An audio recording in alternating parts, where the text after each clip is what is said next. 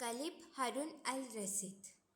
इन्होंने इनके जो टाइम पीरियड है उस वक्त एक ऐसा प्रोजेक्ट स्टार्ट किया था। इन्होंने अपने जो पीपल थे इनके एम्पायर के, उन्हें बोला था कि आप लोग ज़्यादा से ज़्यादा जो ग्रीक स्कॉलर्स है, जो राइटर्स है, जो फिलोसोफर्स है, उनके वर्क को ट्रांसलेट करो इनटू अरेबिक लैंग्वेज, ताकि ज़्यादा से ज़्यादा जो अरेबिक पीपल है उनको अंडरस्टैंड हो और वो अपने एम्पायर के वेलफेयर के लिए ज़्यादा से ज़्यादा चीज़ों को इनोवेशंस कर सके और अपनी जो नॉलेज है उसको इंक्रीज़ कर सके। तो इनके टाइम पीरियड में एक फ्लड ऑफ इंफॉर्मेशन क्रिएट हो जाता है in the city of Baghdad, जो कि अरब जोग्राफर्स का एक इंस्टीट्यूशनल और एजुकेशनल हब माना जाता है। जैसे कि मेल्टिस टाउन जो था वो इंस्टीट्यूशनल और एजुकेशनल हब था ग्रीक स्कॉलर्स का। इन्हीं के टाइम पीरियड में हमें ये देखने को मिलता है कि बहुत ज़्यादा जो पीपल है वो ट्रांसलेट वर्क में इंक्लूड हो जाते हैं और वो बहुत ज़्यादा ट्रांसलेट करते हैं ग्रीक स्कॉलर्स के वर्क को, क्रिश्चियन स्कॉलर्स हैं उनके वर्क्स को इनटू अरेबिक लैंग्वेज। ओके, उसके बाद हमें ये देखने को मिलता है कि डिफरेंट डिफरेंट सेक्टर्स में मूव ऑन करते हैं, जैसे कि हमने फर्स्ट वीडियो में बात करी थी। ये 1641 में पूरे जो पर्शिया उस पर अपना कंट्रोल इस्टेब्लिश कर लेते। 1642 में ये अपने देखो 1641 में ये पूरे पर्शिया पे अपना कंट्रोल इस्टेब्लिश करते। 1642 में ये आपके इजिप्ट पे जाते। 732 में ये आपके जो ग्रेट सहारा डेजर्ट उस पर अपना कंट्रोल इस्टेब्लिश कर लेते।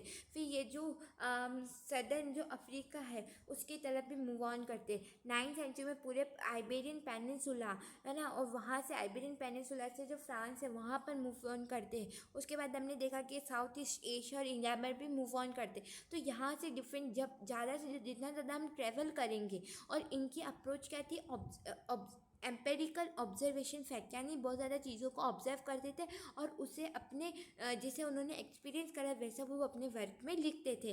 तो ये चीज़ों को ऑब्जर्व करते थे। इससे क्या हुआ, जितना ज़्यादा आप ट्रैवल करोगे, जितना ज़्यादा आपको एक्सपोजर मिलेगा दूसरे रीजन से, उतनी ज़्यादा आपकी जो नॉलेज है वो इंक्रीज़ होती हुई मिलेगी और आपको जो अदर सेक्टर्स में जो नॉलेज है उससे भी आप है ना परिचित होंगे, इंट्रोडक्शन मिलेगा।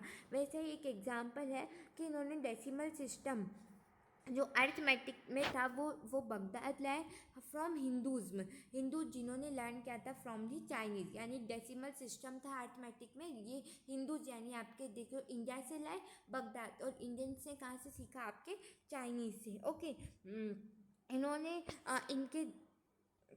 इन्होंने प्रिफर किया था to adopt Greek concepts about the shape and size of the earth. Okay, इन्होंने क्या किया था कि जो शेप और साइज है अर्थ के, ग्रीक कॉन्सेप्ट जो था उसी पे इन्होंने मतलब प्रेफरेंस दिया था कि हाँ ये सही है। इन्होंने भी यही माना था जो अर्थ है वो आपके सेंटर में लोकेटेड है और जो सेलेस्टियल बॉडीज़ है वो इसके सराउंडिंग्स मूव ऑन करते, जो आपके ग्रीक स्कॉलर्स का कॉन्सेप्ट था। ये था सब कुछ हमारे कलिब हारून अल रशीद के कंट्रीब्यूशन के बारे में। अगर आपको मेरी वीडियोस पसंद आ रही है तो प्लीज़ ज़्यादा से ज़्यादा सपोर्ट करें। Thank you so much.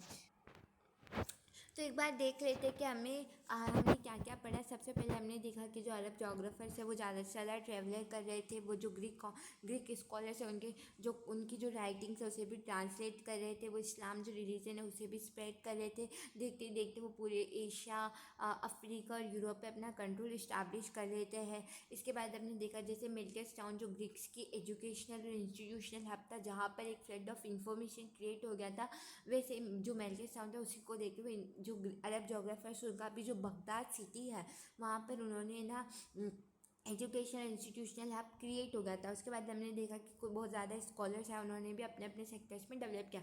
इसमें कलिब हारून अल रशीद एक इम्पॉर्टेंट एम्परर माने जाते हैं। इन्होंने क्या कहा था कि आप जो बुक लिखोगे उसका जो वेट होगा उसके अनुसार आपको क्या दिया जाएगा, गोल्ड दिया जाएगा। तो ज़्यादा से ज़्यादा जो पीपल थे वो ट्रांसलेटर जो वर्क्स है उसमें मतलब इंक्लूड हुए। उसके बाद हमने देखा कि ज़्यादा से ज़्यादा सेक्टर्स में स्प्रेड हुए, वहाँ का जो डेवलपमेंट था वो अपने रीजन में लेकर आए। उसके बाद जो हमारी नेक्स्ट वीडियो आएगी वो अल मैमून जो स्कॉलर है उनके ऊपर आएगी। Thank you so much.